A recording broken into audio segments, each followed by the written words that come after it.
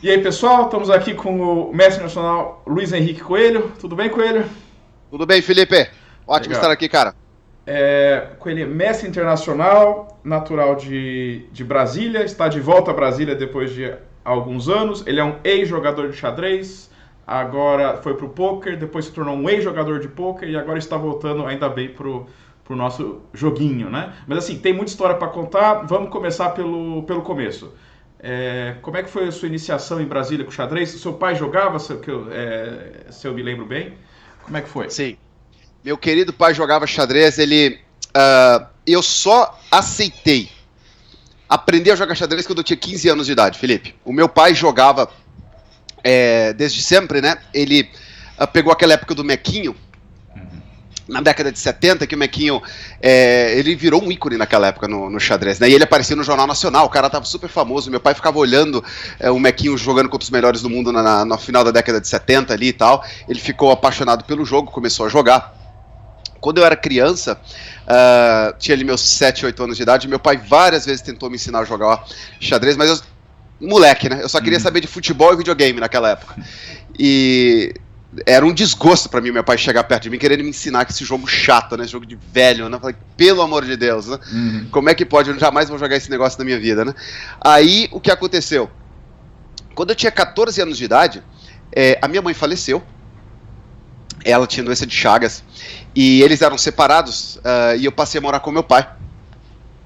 E eu tinha de 14 para 15 anos de idade, cara. Olha que interessante, Felipe. O que o xadrez... Vou te contar uma história agora. Você vai entender por que eu amo tanto esse jogo, cara. O meu relacionamento com o xadrez, ele é de amor e gratidão, cara. Ele me tirou de uma depressão quando eu era adolescente. Porque eu era muito apegado à minha mãe.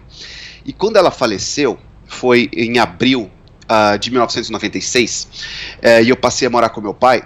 Eu entrei num estado, assim, cara, de melancolia. Eu não queria fazer nada. As notas na escola caíram, aquela coisa, né? Eu tava tão anestesiado, cara, naquela época, assim, que eu não sabia nem se eu tava sofrendo, se eu tava sentindo dor, de tão deprimido que eu tava, assim. Simplesmente não sentia nada. E o meu pai, observando aquela cena, querendo me motivar alguma coisa, né?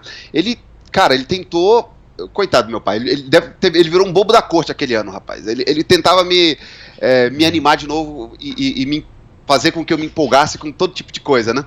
Até que, no dia 1º de janeiro de 97, eu tinha 15 anos e 2 meses de idade, ele me deu de presente o manual de xadrez do Idel Becker, um tabuleiro de xadrez, um jogo de peças, me ensinou a jogar.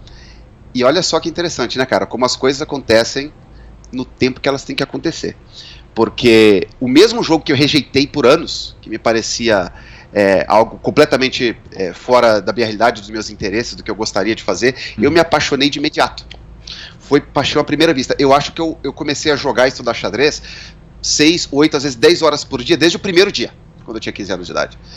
E aí, o meu pai, ele voltou a ter interesse pelo jogo também. Ele estava vários anos sem jogar, não tinha com quem jogar, não tinha com quem discutir o jogo, mas aquele amor que ele tinha pelo jogo renasceu, né? Porque ele me viu tão empolgado, querendo aprender, eu vivia fazendo pergunta e tal. Aí deu que o meu irmão mais velho, o Paulo, começou a jogar também, 3 anos mais velho que eu tinha 15 anos na época, o Paulo tinha 18, e o meu pai também entrou na onda, e ficamos os 3, cara, começando a jogar xadrez o tempo inteiro, e aí vinha primos nossos visitar a gente, era xadrez o dia inteiro, cara, lá em casa, e aí 3 meses depois, em março de 97, ele me levou pro Brasília Clube de Xadrez, o ambientezinho abençoado, cara, como eu tenho que agradecer o ambiente do Brasília Clube de Xadrez por eu jogar xadrez até hoje, porque quando eu comecei a frequentar aquele clube, cara, parecia um ambiente de festa.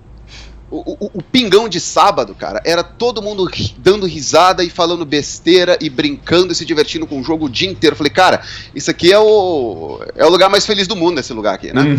E até hoje, cara, eu tenho lembrança das piadinhas que o pessoal fazia. E, cara, como aquele clube me influenciou a continuar no jogo.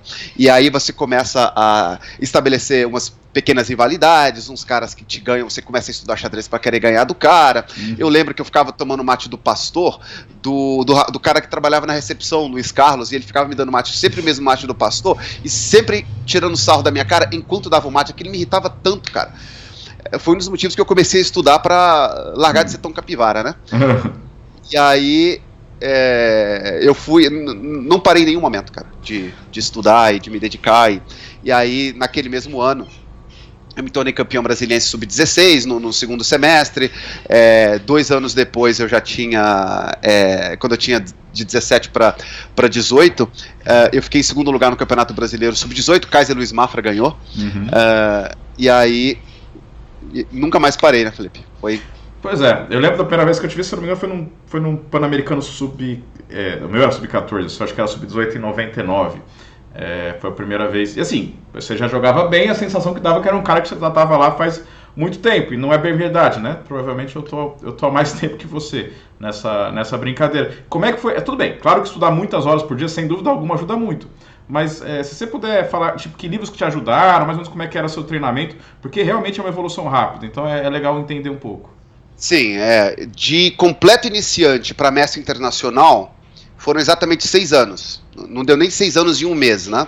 Foram exatamente 6 anos. É uma sessão até rápida, né? Eu tinha 21 anos quando eu conquistei o título de mestre internacional. Eu tive muita ajuda, bem, em primeiro lugar do meu pai, né? Que foi meu primeiro professor, mas o meu pai, que Deus o abençoe, ele faleceu uma semana antes de eu conquistar minha primeira norma de mestre internacional, no ano de 2001. Eu tinha 19 anos na época, mas ele foi o meu primeiro professor. Ele tinha uma força de, digamos aí, 1.700, 1.800 de rate. Quando eu atingi essa força, ele contratou um mestre local aqui em Brasília para me dar aulas, e como eu aprendi, cara. O mestre FIDE Adriano Vale. Ele foi meu professor por mais de 2 anos. Aprendi muito xadrez com ele até hoje, cara. Muito do meu estilo de jogo, muito das minhas aberturas que eu jogo, e até a abordagem filosófica assim, em relação ao jogo, a abordagem prática. Muito disso eu absorvi com ele. Aprendi muito.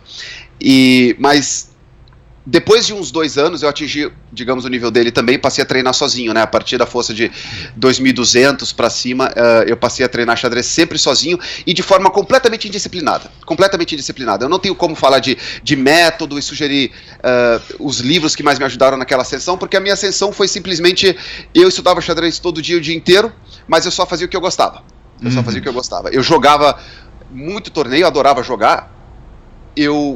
Eu tinha uma relação muito interessante com a derrota. Acho que isso eu posso dizer que foi o principal fator do meu progresso rápido. Quase como se eu gostasse de perder. Eu tinha tanta raiva de perder que é quase como se eu gostasse. Porque eu não suportava, cara, perder e não aprender com aquela derrota o suficiente para que eu pudesse voltar a enfrentar aquele adversário e derrotar ele depois, né? Então, eu sempre me expus muito a campeonatos de xadrez, a jogar contra adversários mais fortes. Eu adorava encher de perguntas o adversário na análise post-mortem, depois que ele me dava uma surra. E eu fui aprendendo muito assim por osmose, né? Eu fui aprendendo de quem estudava, né? Sem estudar. Só que eu ia absorvendo os conceitos de quem estuda, e é quase como se, por tabela, eu estudasse xadrez também. Ainda que, na verdade, eu tinha lido 2... Quando eu me tornei mestre internacional, em 2001, quando eu tinha 21 anos de idade, eu tinha lido exatamente 2 livros de xadrez. O Manual de Xadrez do Idel Becker e o Diagonais Crônicas de Xadrez do saudoso mestre internacional Éder Câmara. Foram os únicos 2 livros. E o meu jogo era muito baseado em cálculo e uma preparação de aberturas não profunda, mas razoável. Mas o meu jogo sempre foi muito improvisado, né? Mas o fato é que, pela minha indisciplina, Felipe, eu conquistei o título de mestre internacional com alguns buracos assim gigantescos no meu jogo que não me incomodavam tanto antes do título, mas depois do título eu falei, cara, que vergonha. Eu sou mestre internacional e eu não sei o que é a posição de Lucena do final de torres. Eu não sabia. Nem as posições mais básicas de finais de torre e finais de peões eu conhecia. Eu me recusava a estudar finais, eu tinha uma aversão por toda essa parte mais técnica do jogo. Tudo que me interessava era mais realmente essa parte dinâmica, cálculo de variantes, ataque. E aí, então, foi só depois de ter me tornado mestre internacional, e especialmente depois de começar a trabalhar, que eu falei, bem, eu vou dar aula de xadrez agora, vou ter que estudar um final para poder apresentar para os meus alunos, né? Senão eu vou passar vergonha. E aí eu comecei a pegar muito gosto pela parte mais posicional do jogo, pela parte mais técnica. Eu gosto muito de história, então eu passei a estudar bastante os clássicos, e aí eu fui incorporando toda essa parte mais técnica pro meu jogo, de tal forma que o meu estilo de jogo mudou completamente, né? Eu não sou mais aquele jogador de ataque que eu era quando eu tinha 18 anos de idade. O meu jogo é muito mais posicional. O meu conhecimento de finais hoje nossa, comparado com o que eu tinha naquela época, é gigantesco. E eu acredito que eu sou um jogador mais completo hoje, mais universal, mas com o estilo de jogo que tende mais ao jogo posicional, porque pela carga horária de treinamento que eu tive nessa parte mais técnica do jogo, depois de ter me tornado mestre internacional e ter sentido vergonha de ser tão fraco tecnicamente como eu era na época, né? Isso é bacana, foi meio uma sensação que você meio que talvez devia ao título de MI saber algumas coisas. Exatamente, né? Cara, tinha algumas jogadas que eu fazia em finais que cara, se tiver um inspetor da FIDE aqui assistindo isso daqui, vão fazer uma reunião e vão tomar o meu título, né? Merecidamente. Mas assim, você expandiu muito rápido a MI, e eu lembro que no começo dos anos 2000 você tinha uns torneios fechados em Santos, né? Que era o Memorial Mário Covas, Sim. Que basicamente acho que os melhores mestres do Brasil jogavam naquela época, dos que estavam ativos, né? E você chegou muito próximo da norma de grande mestre em alguns casos, e era uma coisa que, pelo menos de fora eu reparava, eu ficava... não sei se a palavra é essa, e não sei nem se é um elogio ou uma ofensa, mas enfim, a sensação é que você era um pouco Robin Hood, porque você... Os grandes mestres, você tinha um resultado com eles que era digno de um grande mestre forte, assim, tinha muitos resultados. E aí, às vezes, dava uma capengadinha num cara que, teoricamente, você era favorito, e aí isso não chegava... Como é que foi nessa época, assim, que você já era MI e estava enfrentando os melhores do Brasil? Eu nunca tive resultados consistentes contra jogadores mais fracos, justamente porque... além de ter começado a jogar xadrez muito tarde, a estudar xadrez muito tarde, justamente a indisciplina a qual eu me referia antes, fazia com que certas partes do meu jogo fossem muito superiores a outras. Então eu tinha lacunas, buracos gigantes no meu jogo. E uma coisa que você pode observar com um cara como Rafael Leitão, por exemplo, que o jogo do cara é tão completo, é tão redondinho, não tem falha em lugar nenhum, que jogadores de 2100, 2200, 2300 não tem muita chance, cara, porque não tem o que explorar no jogo de um cara desse, né? E o meu jogo era muito esburacado. Então, um jogador de 2200, que é muito bom jogador, que tá com a aberturazinha dele bem compreendida, bem preparada, eu tava sempre dependendo de improvisação para ganhar de todo mundo. E na verdade, para você ter resultados consistentes contra esses jogadores teoricamente mais fracos, mas que são fortes e que dão muito trabalho, de 2100, 2200, 2300, o que você tem que ter o jogo redondo, completo, o jogo sem lacunas, em que tudo está estudado de forma mais aprofundada. Aí você tem resultados mais consistentes contra esses jogadores com 100, 200, 300 pontos de rate a menos que você. Como eu tinha muito buraco no meu jogo, eu estava sempre exposto a acabar entrando em um tipo de posição que eu não gostava de jogar, que eu não sabia lidar muito bem, e eu acabava perdendo partidas, e muitas para jogadores mais fracos. Já contra os jogadores mais fortes, eu sempre tive resultados muito bons, porque em primeiro lugar pela empolgação que eu sentia em me testar contra esses caras. Jogar partidas clássicas contra Gilberto Milos, contra Darcy Lima, contra Rafael Leitão, isso tudo era muito empolgante pra mim, cara. Era empolgante assim ao ponto de eu poder ficar 6 horas na preparação de aberturas antes da partida, algo que eu tinha que fazer, porque sem estudar xadrez, o meu conhecimento teórico estava muito baixo, assim. Eu sentava pra jogar sem fazer uma preparação específica para o meu adversário antes da partida, me sentindo assim, inofensivo, o que é a pior sensação para um jogador de xadrez. Você senta na mesa e fala, cara, o que eu vou ter que inventar aqui, rapaz? Eu vou ter que sobreviver à abertura, dar um jeitinho no meu jogo, e aí talvez, na transição do meu jogo para o final, começar a tomar as rédeas dessa partida, porque eu tô sem recurso, tô sem preparação, tô sem estudo, eu tô sem recurso pra... Então eu me sentia muito assim naquela época, cara. Mas quando eu ia jogar contra o Milos e contra o Leitão, eu recebia o convite para jogar o torneio um mês antes. Aí eu falava, opa, eu passava um mês só estudando partidas do Milos e do Leitão na base de dados. E aí eu já sabia exatamente o repertório deles, as tendências no meio-jogo, como eles pensavam, comecei a entender muito bem como eles raciocinam, e chegou em um ponto, depois de enfrentar, eu já joguei mais de 10 partidas clássicas contra os dois, eu tenho 4 ou 5 vitórias em partidas clássicas contra o Milos, e 2 contra o Rafael Leitão, porque eu deixei escapar outras em que eu estava ganho, né? Então acabei tendo só 2 vitórias contra ele. Mas eu sentia que, apesar da profundidade de conhecimento e de compreensão do xadrez muito grande que eles tinham, eu entendia como eles pensavam. Eles não me surpreendiam. Eu sentia que as jogadas que eles faziam, que eram mais profundas do que as minhas, tinham um objetivo muito claro que eu entendia qual era.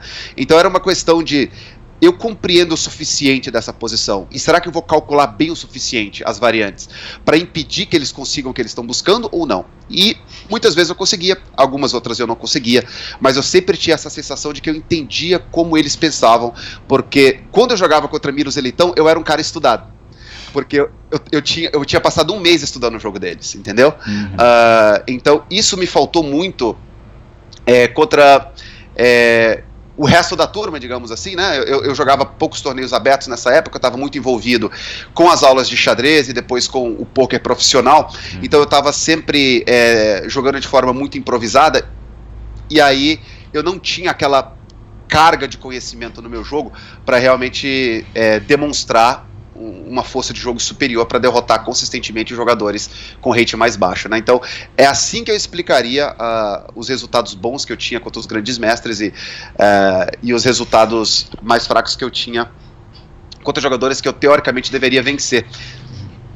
Ainda assim você chegou muito próximo das normas de grande mestre, né? Que era, enfim, costuma ser mais difícil do que o rate de um modo geral, né? Até por falta de oportunidades aqui no Brasil. Em 2 oportunidades eu estive muito perto. Em 2004, no Memorial Mário Covas em Santos, eu comecei o torneio ganhando de pretas do Milos na primeira rodada. E na terceira rodada, eu acho que eu empatei de brancas a segunda, e na terceira rodada eu ganhei de pretas do Rafael Leitão. Então eu fiquei com 2,5 em 3, já tendo jogado contra Milos e Leitão, né? E só que eu tive um grande problema naquele torneio, que foi um repertório de abertura de brancas, né? Eu tava fazendo a transição de peão-rei para peão-dama, cara, com um jogo assim, sem nenhuma profundidade, sem nenhum veneno de brancas. Eu preferia jogar de pretas naquela época, porque eu tava com a minha sicilianazinha tão bem estudada que eu preferia jogar de pretas, e foi justamente na siciliana que eu ganhei de pretas do Milos e que eu ganhei de pretas do Leitão. Mas as minhas partidas de brancas, eu empatei com o Limp, o mestre internacional Eduardo Limp, sem conseguir pressionar. O Everaldo Matsura, que ainda era mestre internacional na época, ele teve uma estratégia inteligentíssima contra mim, cara, naquele torneio, que foi o seguinte: como eu era um jogador que estava fazendo ainda a transição de peão-rei para peão-dama, ele supôs corretamente que eu havia estudado somente as linhas principais. Então ele joga a Índia antiga comigo, inteligentemente. Ele joga com D6, cavalo de BD, cavalo F6, D6, cavalo de BD7, E5, bispo E7. E eu fico, rapaz, o que eu faço? E eu me enrolei todo, eu não sei se eu consegui empatar aquela partida ou se eu perdi de brancas, mas eu lembro que essa partida contra o Matsura foi um dos grandes motivos que eu não consegui fazer nada de brancas no torneio. E esse repertório muito mal estudado, muito superficial de brancas, foi o responsável por eu não ter conseguido a norma nesse torneio. Apesar de que, né, eu consegui bons resultados, além de ter ganho do Milos e do Leitão de pretas, eu pressionei um pouquinho o Pablo Zarnik, o GM da Argentina, para tentar ganhar de pretas. Na última rodada, se eu não me engano, eu ainda poderia fazer a norma ganhando de pretas do Ivan Marovic Fernandes, do GM do Chile, e eu empatei de pretas também sem ter nenhuma chance de ganhar, porque eu só jogava Eslava naquela época, e ele jogou D4 e eu tive que jogar uma variante muito empatativa, que era o que eu tinha no repertório, e não me deu nenhuma chance de tentar forçar nada de pretas, né? E aí ficou um gosto muito amargo aquele torneio pra mim. Falei, cara, só precisava de um pouquinho mais de preparação. Pelo amor de Deus, né? O cara quer fazer norma de GM preferindo jogar de pretas, né? Jogar pretas era brancas pra mim, né? E brancas era pretas. E aí depois, em 2006, eu cheguei muito perto também, mas essa realmente, eu cheguei tão perto que chega a ser inacreditável como eu não consegui a norma de grande mestre naquele torneio, porque faltou meio ponto, e esse meio ponto foi desperdiçado em uma partida que eu estava jogando de brancas contra o Fier, e eu estava com 2 bispos de vantagem, mais a iniciativa, e em uma partida clássica com incrementos, e eu não consegui ganhar essa partida. E ficou faltando justamente meio ponto para eu fazer a minha primeira norma de grande mestre naquele torneio. Foi uma experiência inacreditável, né? E como essas coisas mudam a vida da gente depois, porque eu não consigo me imaginar tendo feito a transição do xadrez para o poker como eu fiz quando eu tinha de 26 para 28 anos de idade, se eu tivesse feito essa norma. Se eu já tivesse uma norma de grande mestre, eu iria buscar as outras, com toda a certeza. Então, esse torneio mudou a minha vida, e essa partida com o Fier talvez seja a partida mais importante, a mais marcante de toda a minha carreira, né? E já me perguntaram muito, né? O que foi que aconteceu? Porque se você buscar na base de dados Coelho contra Fier, a partida de Santos em 2006, é tão inacreditável a posição que eu não ganhei, né? Que eu recebi muitas perguntas, né, de amigos do xadrez, a turma que me conhecia há muitos anos. O que aconteceu, né? Me conta, porque deve ter acontecido alguma coisa. Eu vou contar a minha versão. Ok. Eu vou contar a minha versão da história. Eu tava... a resposta rápida é exaustão. Exaustão completa. Eu tava levando muito a sério aquela partida, porque eu já tava indo muito bem do torneio, tinha ganho de pretas do Matsura, tinha ganho de pretas do Cubas, sempre adorando jogar de pretas, né? E de brancas tinha empatado com o Milos, de brancas eu tinha empatado com o Leitão, aquela coisa, né? Eu era Robin Hood até nas cores, né? Eu tinha que ganhar de pretas e empatar de brancas. E aí, nessa minha partida contra o Fier, eu ia jogar de brancas, e sempre com o repertório de brancas muito mal estudado. Eu tinha pego um amor muito grande pela abertura catalana, porque o mestre Fide Adriano Vale, que foi o meu professor, ele sempre adorou jogar catalana. Eu peguei esse gosto de jogar catalana com ele, apesar de até hoje eu sentir que a catalana não faz muito parte do meu estilo de jogo. Eu gosto de posições mais dinâmicas, e talvez ela seja um pouquinho... posicional demais para o meu estilo, mas era o que eu sabia jogar um pouquinho, né? Então eu fiz uma preparação muito profunda antes da partida com o Fier, só que eu tava muito preocupado, cara, com essa partida. Porque eu queria muito essa norma, eu queria muito. E então, como eu me via muito mal preparado, e o Fier tinha um repertório muito amplo, eu decidi naquele dia que eu não iria tomar café da manhã no hotel. Eu tomei essa decisão. Eu não iria almoçar antes da partida, e que eu ia ficar 6, 7 horas que eu tinha antes da partida, desde que eu acordei cedinho, ficando só estudando a abertura o tempo inteiro. E foi o que eu fiz. Só que quando chegou a hora da partida, eu já estava trabalhando com xadrez às 7 horas seguidas, né? Sem comer, sem nada. E a partida durou entre 4 e 5 horas.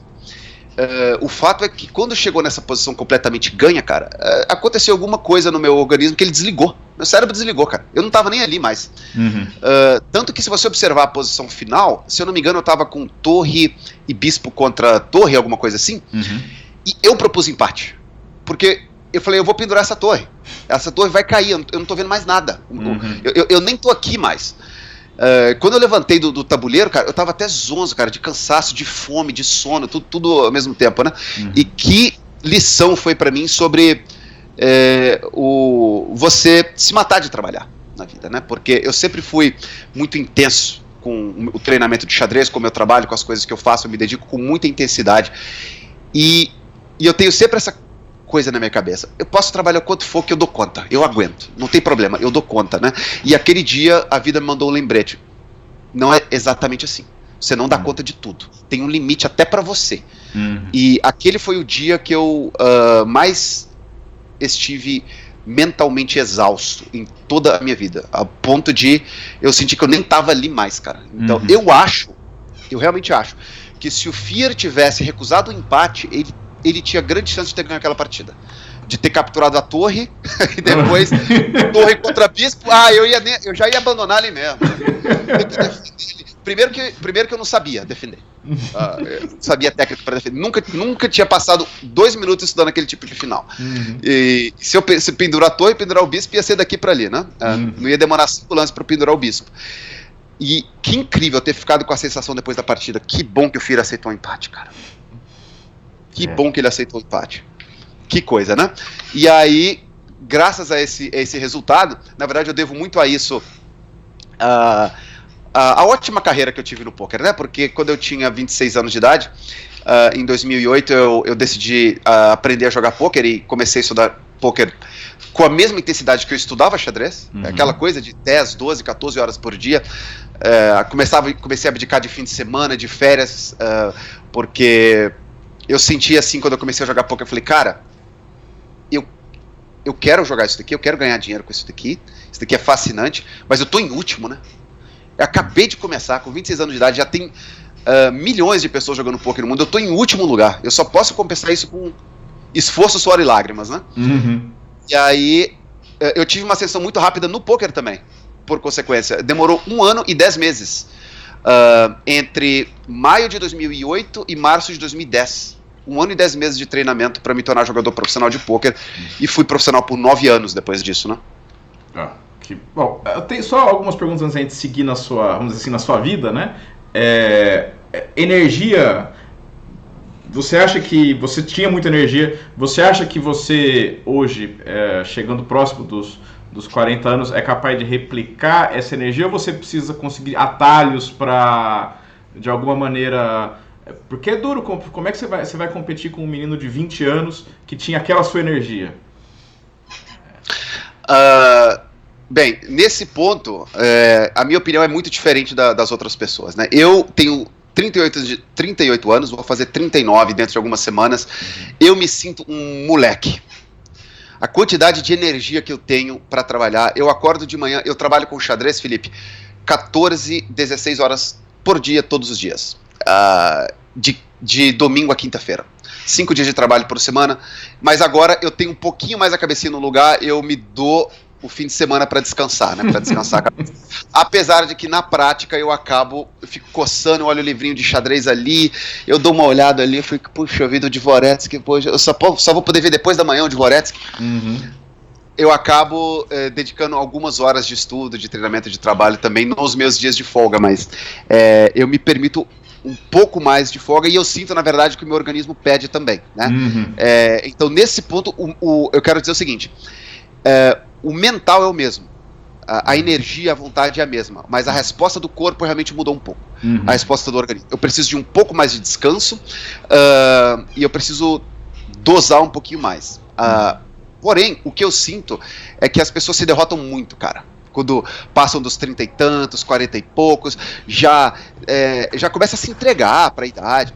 Cara, vai fazer uma atividade física, vai se energizar de outras formas, vai fazer uma meditação, vai estudar, acredita em você, você tá cheio de energia, ainda tá jovem, tá cheio de vida, vai correr atrás dos seus objetivos, cara, dos sonhos. Eu vou voltar para os campeonatos de xadrez, Felipe, e com fé em Deus, cara, eu vou me tornar grande mestre, eu voltei para isso. Bacana.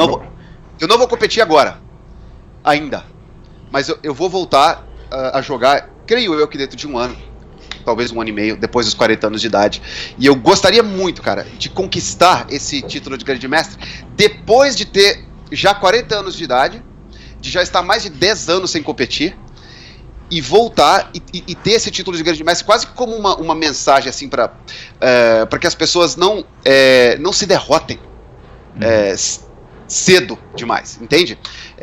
Eu acredito que é possível, se você consegue manter os seus níveis de energia e de motivação elevados, continuar progredindo depois dos 40 anos de idade. Talvez a vida me demonstre que eu estou errado, e nesse caso eu estou disposto a ver o que vai acontecer, mas o que eu acredito hoje é que eu tenho toda a capacidade ainda de voltar a conquistar o título de grande mestre, e eu vou tentar fazer isso acontecer. Legal. Bom, tem um caso, o Everaldo se tornou grande mestre, acho que aos 40, temos o caso do Smirin, que bateu a barreira dos 2.700 também, depois dos 40, e espero que você consiga também. Temos o Korchnoi, né? O Korchnoi, mas o Korchnoi é quase um caso tão à parte que o cara jogar xadrez de qualidade com 70, enfim, ele realmente é um caso à parte. Antes de chegar no seu agora, você passou muitos anos no poker, teve uma breve volta ao xadrez lá por 2016, 2017, com sucesso, e aí se retirou novamente até aí quando você resolveu largar um pouco o poker. Então, primeiro, acho que você já respondeu um pouco por que você parou com o xadrez e foi pro poker, mas aí eu queria por que teve a volta, e também essa sua breve volta em 2016. Certo. Bem, eu parei de jogar pôquer por um motivo bem simples, eu não gosto. Eu não gosto de jogar pôquer. O jogador de pôquer profissional, ele precisa, além da parte técnica do jogo, que tem que estar bem trabalhada, além de toda a parte matemática, ele tem que ter um lado emocional meio que já preparado para absorver as oscilações que são brutais, as oscilações financeiras. E a minha vida, durante muitos anos, Felipe, eu fui 9 anos profissional de pôquer, eu diria que os primeiros 2, talvez 3 anos dessa caminhada ainda foram de muito aprendizado. Eu ainda, digamos assim, eu não tinha resultados financeiros tão expressivos, né?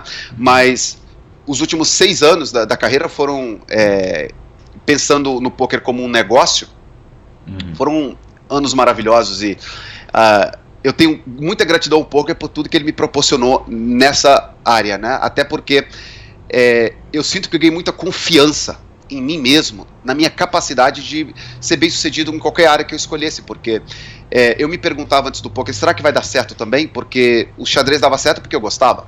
O pôquer eu já sabia desde o início que eu não gostava tanto, era muito mais um negócio para mim. Eu estava com sede, não de aprendizado, de conhecimento como eu tinha no xadrez, era mais uma sede de ganhar a vida mesmo, né? E no pôquer, então, com o passar dos anos, parece que eu fui criando uma aversão a esse lado do jogo, cara, que você tem que se acostumar a ganhar 4 mil reais um dia, perder 6 mil reais no outro, ganha 8 mil no outro, perde 11 mil no outro, e é simplesmente a sua realidade. Era a minha realidade 6 dias por semana, durante todos esses anos. E pra você ter uma ideia da angústia que eu sentia, depois de 6 anos, eu parei de jogar pôquer porque eu ainda não tinha me acostumado com isso que era a realidade do meu dia a dia. E eu ficava me perguntando naquela época, eu falei, cara, como é que pode esses caras que jogam pôquer e perdem? E eles ficam voltando, porque eu tô a ponto de largar o pôquer, eu estive a ponto de largar 2 vezes por mês, né, durante esses 9 anos. E eu ganhava.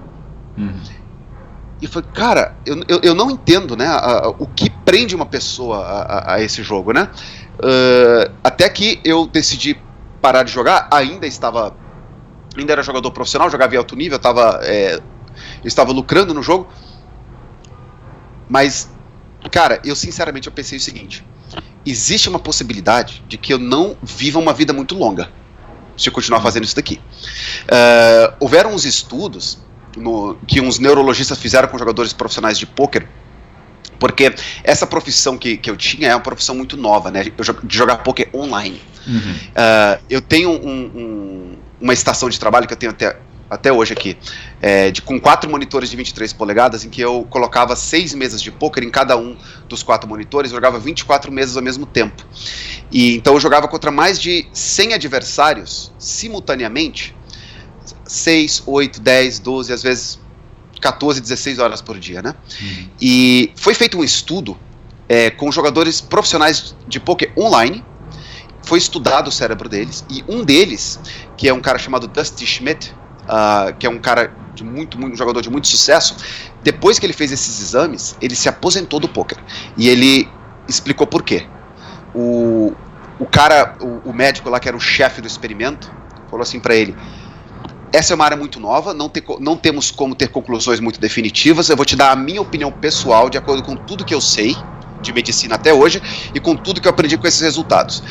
Existe uma grande chance de que você não chegue aos 50 anos de idade, você vai ter um ataque cardíaco. E aquilo, cara, foi um tapa na cara pra mim, quando eu li aquele blog, e ele se aposentando, eu me identifiquei tanto com aquilo, cara, porque eu tava sempre estressado. Agora eu vou dizer o seguinte, Felipe, eu acredito que é possível, é humanamente possível, aturar essas oscilações financeiras sem oscilação de humor, sem oscilação de emoção. Eu acredito que é possível. Hoje, os melhores jogadores de pôquer do mundo, cara, é uma molecada, um molequinho de 21 anos, um lourinho da Suécia, que vive fazendo retiro de meditação, cara. Um moleque todo zen, assim, ó. Aí você vê ele fazendo uns vídeos de treinamento, ele fala assim, quem disse que perder é ruim? Perder é apenas perder? Perder é o seu julgamento? Eu falei, mas esse cara vai ser o próximo Dalai Lama, né? Porque eu não dou conta de pensar desse jeito. Perder é perder pra mim. E com essa mentalidade, digamos, é como um garoto ocidental que cultivou uma mentalidade oriental. Um cara desse foi feito para ser jogador de pôquer profissional. Ele perde valores muito maiores do que eu perdia, porque eu nunca me permitia, eu não jogava caro o suficiente para ganhar ou perder mais de 15 mil reais em um dia só. Mas um garoto da elite, ele pode perder 200, 300 mil dólares em um dia, em que ele joga, porque ele joga muito caro. E eles já têm assim muito trabalhado no emocional deles, que tá tranquilo, tá tudo bem. O importante é, eu fiz as jogadas certas, vamos analisar essa jogada matematicamente. Se ela foi matematicamente correta, se eu tinha 54% de chance, o cara tinha 46% e ele ganhou, parabéns pra ele, mas eu vou continuar fazendo a mesma jogada porque ela dá certo a longo prazo. E se eu continuar fazendo essa jogada, eu não vou ter problema financeiro, então tá tranquilo. O cara com uma mentalidade dessa, ele pode ser jogador profissional de pôquer, mas eu vou te dizer uma coisa, pela minha experiência, menos de 1% da humanidade tem isso ou embutido já de fábrica dentro deles, ou que tem essa capacidade de trabalhar em si mesmo, assim, o seu próprio emocional, com meditação, com tudo isso, ao ponto de ele alcançar essa paz de espírito e que ele é capaz de perder quantidades absurdas de dinheiro em um dia e ainda se sentir em paz com isso. Eu não cheguei em nenhum momento durante esses 9 anos de carreira a essa paz. Eu estava sempre angustiado nas fases inevitáveis de má sorte que a gente tem com as cartas. Então, cara, um pouco de amadurecimento, eu acredito que a gente vem um pouco de autoconhecimento, autoaceitação, em vez de ficar me julgando por não conseguir alcançar esse nível de tranquilidade, falei, por que eu não paro de me expor a essa angústia, simplesmente, né? E foi a decisão que eu tomei. O que você está falando é que o que o jogador se sente de nervosismo numa partida decisiva não chega perto do estresse de um jogador de pôquer. Não. O jogador de pôquer, até porque você enfrenta jogadores... hoje em dia, o pôquer ele é tão competitivo, Felipe, que você enfrenta 95% das vezes jogadores profissionais. Então, digamos assim, que tem uns 5% dos patos, né, que a gente chama, e 95% de profissionais. Você não pode mais, hoje em dia, buscar apenas os patos, você não vai sobreviver. Você vai virar o pato dos profissionais, se você não começar a buscar briga com os caras bons. Você tem que buscar briga com eles. E o que acontece? Cara, você tem que ter uma carga de estudo muito grande e viver para isso o dia inteiro. Aí você realmente tem uma chance, né? E eu vou dizer uma coisa para você, Felipe. Nunca diga nunca, dizem, né? Eu não descarto uma volta ao pôquer em algum momento futuro. Mas caso eu volte, o que eu acho hoje que não acontecerá, porque a cada dia que eu trabalho com xadrez, eu gosto mais do jogo, eu estou reapaixonado pelo xadrez, como eu era quando meu pai me ensinou a jogar, quando eu tinha 15 anos de idade. Mas se eu voltar ao pôquer, é um compromisso que eu já fiz comigo mesmo, que essa parte emocional, ela vai ser prioridade do meu treinamento, vai ser um treinamento mais emocional do que realmente técnico e matemático, sabe? Porque não tem dinheiro nenhum no mundo que compensa você passar 1/3 da sua vida que você passa trabalhando em estado de angústia permanente, né? Então, eu acredito que eu não volto, mas se eu voltar, eu vou estar com isso em mente, né? Isso vai ser o foco número 1. Bacana. Você ainda não falou da volta de 2016, mas eu quero fazer uma pergunta antes, porque é algo que eu sei que me impressionava quando eu lembrava você no começo dos anos 2000, que além de você gostar do hábito de citar trechos de filmes, sabendo cada diálogo especificamente certinho, e eu tendo dificuldade de lembrar o que eu comi no dia anterior, então isso sempre me impressionou muito. E aí tem um pouco a ver com o que você falou, o que vem de fábrica, o que é trabalhado depois. Para você, sim, você realmente acha que sua memória é muito melhor que a média? É algo que você de alguma maneira consegue fazer funcionar? E outras coisas. A questão seria, o talento, algumas coisas que vêm te ajudam mais? Ou você acha que o negócio seu é que você tem essa capacidade de esforço acima da média, vamos dizer assim? Eu acho que existe algo que eu percebi que eu tenho, que é incomum, né? E eu não acho que é inteligência em forma bruta, eu não acho que é uma memória espetacular. Talvez sim eu tenha um nível de inteligência um pouco acima da média, uma memória um pouco acima da média também. Mas o que eu tenho de diferente, acredito eu, é que eu me apaixono pelas coisas. E eu me apaixono intensamente e profundamente, assim. Pegar um livrinho novo de xadrez, Felipe, assim, por exemplo, que eu tô esperando ele para chegar no correio, ele chega em casa, cara, é uma coisa que quase me faz tremer, assim, ó. Eu vontade de estudar ele inteirinho o mais rápido possível. E se eu ficar 14 horas por dia estudando ele, eu fico. Se for para ficar, eu fico. E eu sempre fui assim com todas as coisas que me interessavam. Então, o que me tornou um bom jogador de xadrez, um bom jogador de pôquer, o que me permite hoje falar 6 línguas, é um interesse inesgotável, insaciável, que está comigo, faz parte da minha natureza. Eu não paro de trabalhar e de estudar em nenhum momento, cara. Então, o acúmulo de horas é tanto, e as horas são tão bem aproveitadas, porque eu trabalho e estudo com tanto gosto, que o fator acumulado desse longo processo, ao longo de anos, é de que você se tornará bom naquilo que você está se dedicando, né? É inevitável. E eu acredito que existe muito de paciência nessa equação. A gente precisa ter paciência, porque os grandes projetos de vida, as coisas que realmente nos transformam, elas levam tempo.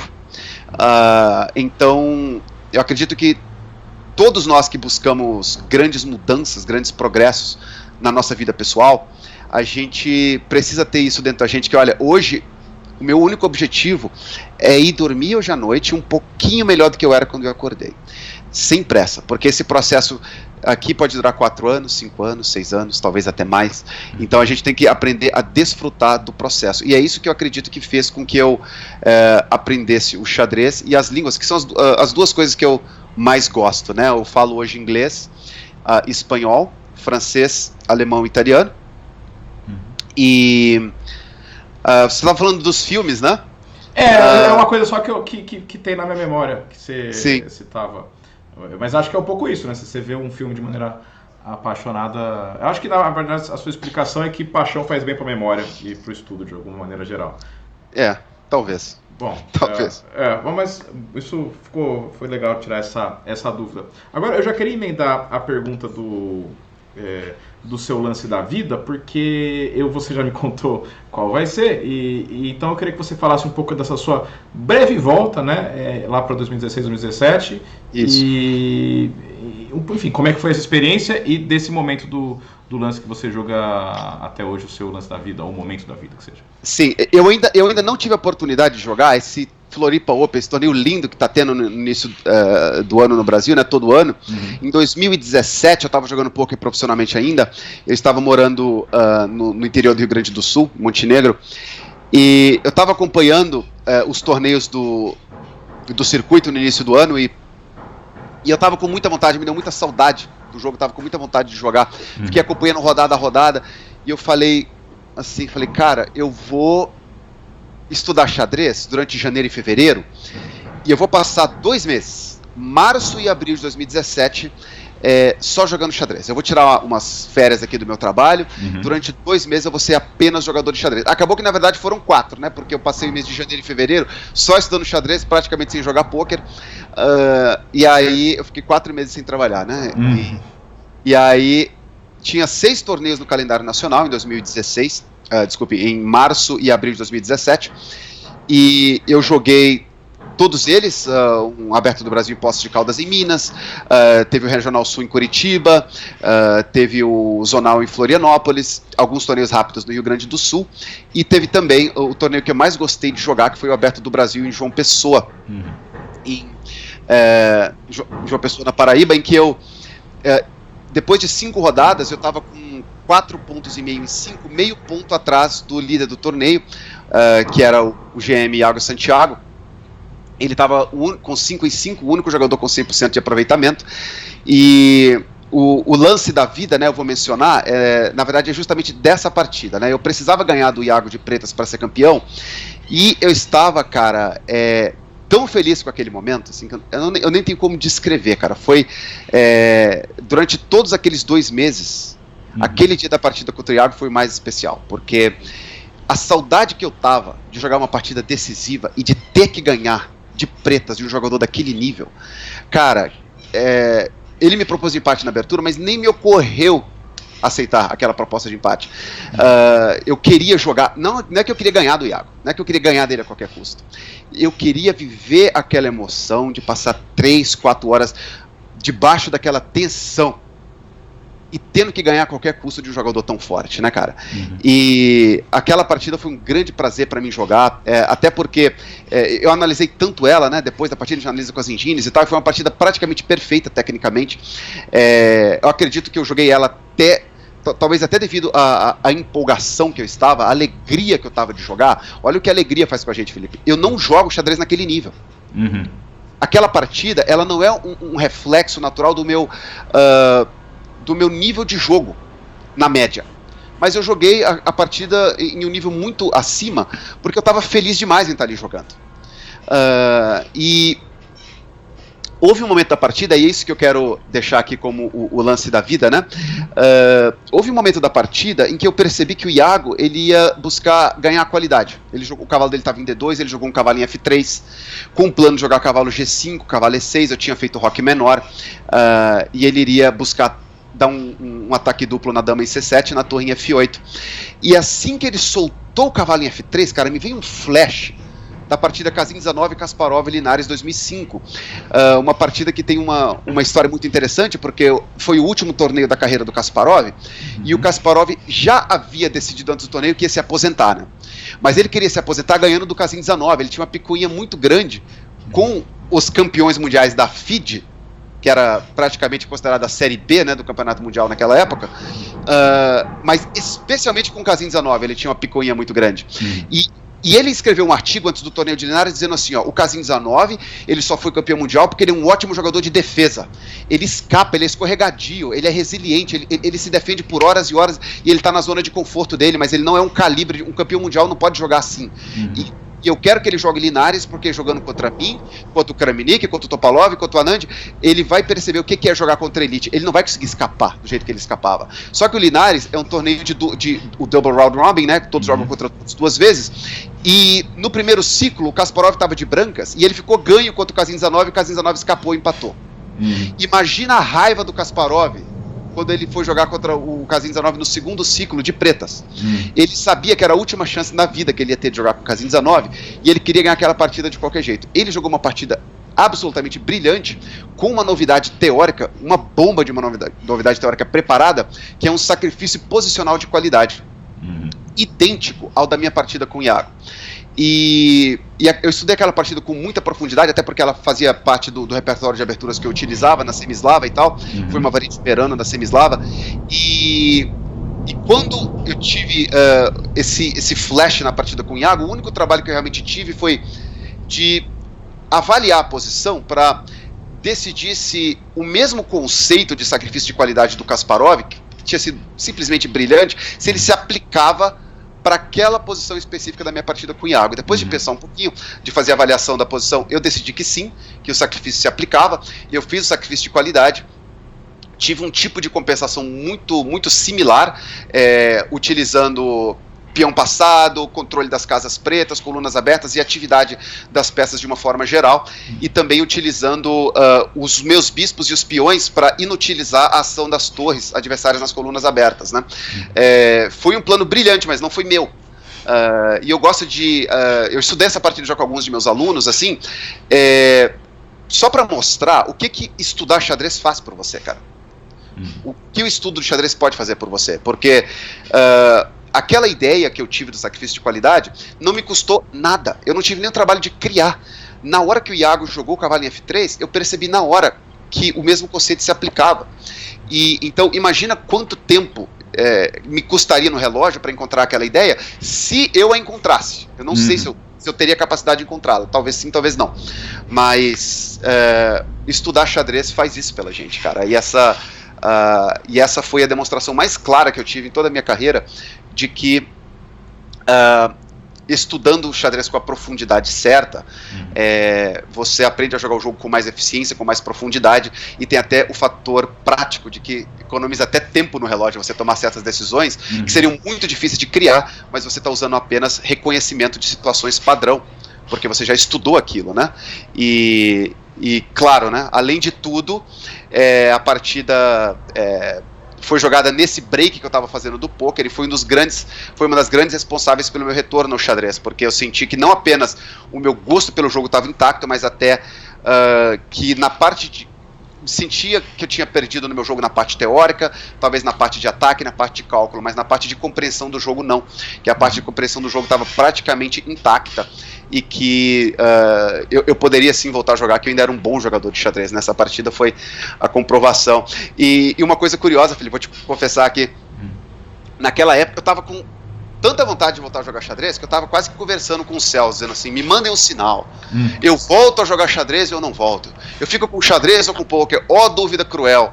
E aí, a minha partida com o Iago, que foi a que eu mais gostei, né, a mais legal dessa história, durou exatamente 64 lances, um lance para cada uma das 64 casas, e na posição final eu tenho 2 damas, e eu tô com as 2 damas em E1 e D1, nas 2 casas iniciais do rei e da dama dele, né? Não sei exatamente qual era o simbolismo aí, qual era a mensagem, mas eu fiquei na cabeça que tinha alguma mensagem pra mim aí, e que ela dizia, volta, pode voltar pro xadrez.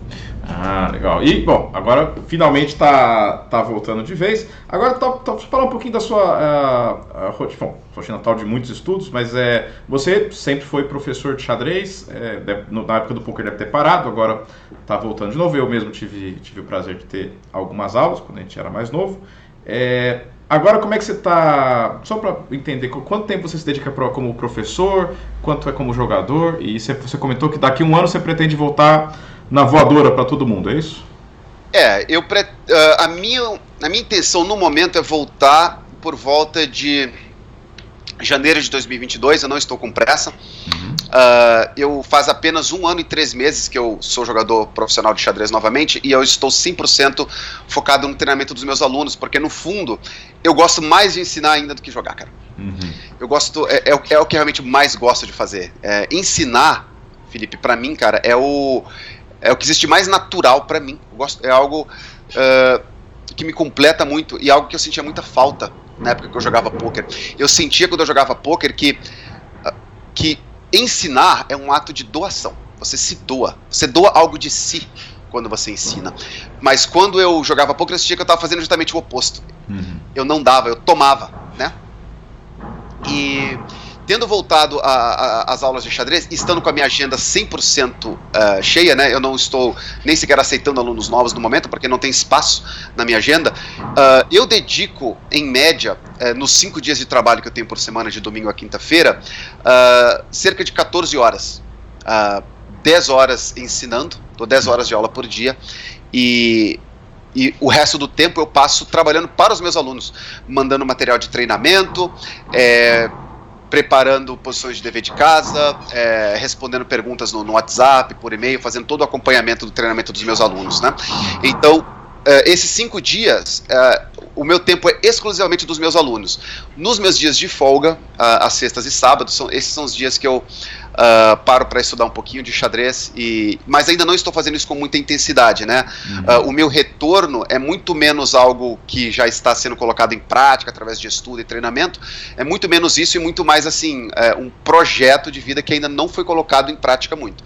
Eu estudo um pouco de xadrez nos meus dias de folga, mas o tempo que eu tenho disponível ainda é muito escasso, então eu ainda não estou 100% dedicado a esse projeto de voltar como jogadora, né? Apesar de que eu irei encontrar uma forma de fazer isso, porque eu quero muito voltar, e isso vai acontecer. Muito bom. Tá feita a promessa.